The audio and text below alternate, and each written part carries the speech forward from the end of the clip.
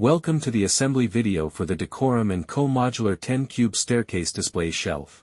Please ensure you have received all the necessary panels, hardware, and an instruction manual. If you have not received all these components or require further assistance, feel free to reach out to us through WhatsApp or email. A Phillips screwdriver will be required to complete assembly of this unit. This assembly video follows the steps in the instruction manual and serves as a visual guide to complete the unit. This video is a sped-up tutorial of the assembly process. Feel free to reduce the playback speed or pause the video at any time. Before beginning the video, a brief demonstration of how the cam system works will be shown.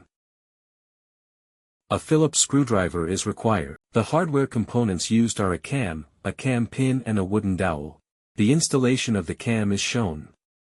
Please ensure the arrow on the cam face the closest edge on the panel with the corresponding hole.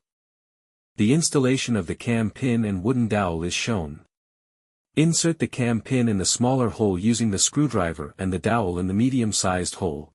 To secure panels together, place the cam pins over the holes with the corresponding cam and use the screwdriver to rotate the cam in the clockwise direction.